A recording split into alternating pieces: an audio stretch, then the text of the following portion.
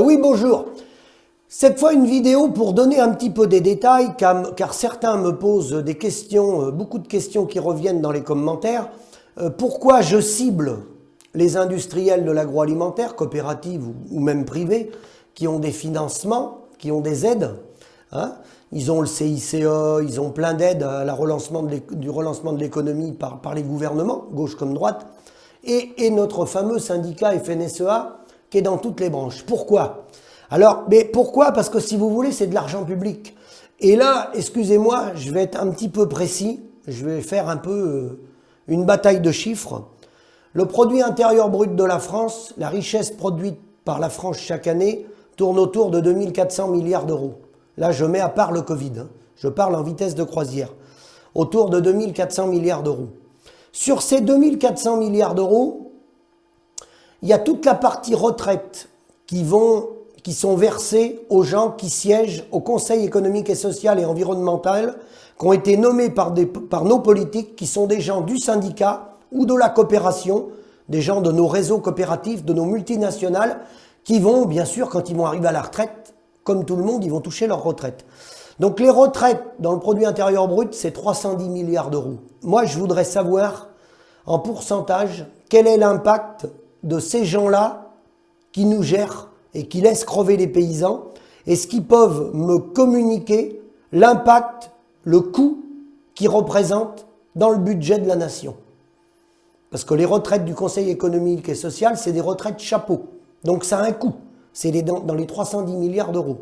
Je voudrais également le savoir, ces gens-là qui sont nos représentants, il y a 12 millions d'euros de subventions qui est apportée au syndicat FNSEA chaque année, et la majeure partie de ces 12 millions d'euros se retrouve dans les 50 milliards d'euros de salaires indirects, de produit intérieur brut de la France.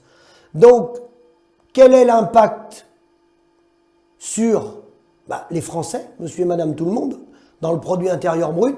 Et en termes d'efficacité, ces 12 millions d'euros qui sont versés chaque année à notre syndicat, c'est quoi la balance? C'est quoi le retour perdant-gagnant ou gagnant-gagnant sur le paysan? C'est quoi les effets directs sur le paysan? Autrement dit, quel retour on en a, nous?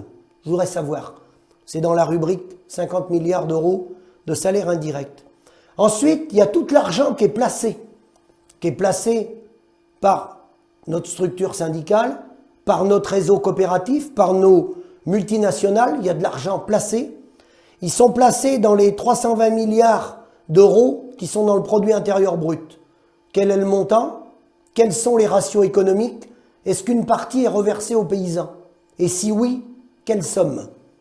C'est dans la rubrique 320 milliards d'euros du produit intérieur brut de la France.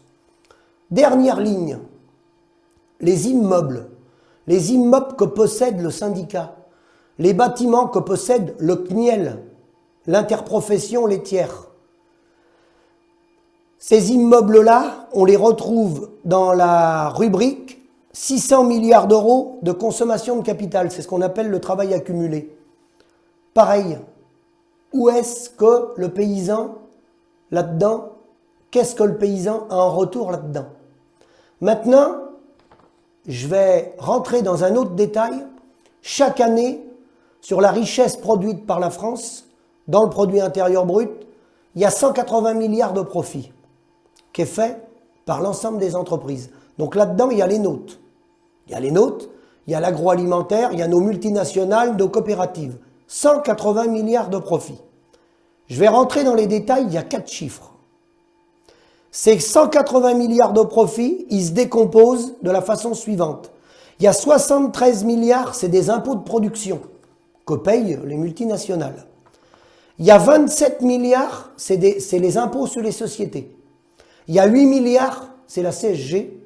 Il y a 32 milliards, c'est gardé dans l'entreprise pour l'autofinancement.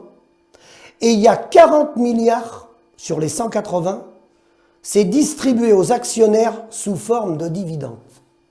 Alors ma question est toute simple, les 40 milliards versés aux actionnaires sous forme de dividendes, comme nous sommes le premier maillon de l'économie, puisque c'est nous qui produisons la nourriture, dans ces 40 milliards qui sont distribués sous forme de dividendes, pourriez-vous, Monsieur Dominique Chargé, président de la coopération agricole, pourriez-vous, Madame Lambert, présidente de la FNSEA, Fédération nationale des syndicats d'exploitants agricoles, me préciser en euros constants depuis les 20 dernières années quel a été le retour en euros par an sur les agriculteurs, afin que la FNSEA reste bien la FNSEA, la Fédération nationale des syndicats d'exploitants agricoles, et ne se transforme pas en la France nouvelle sans exploitants agricoles.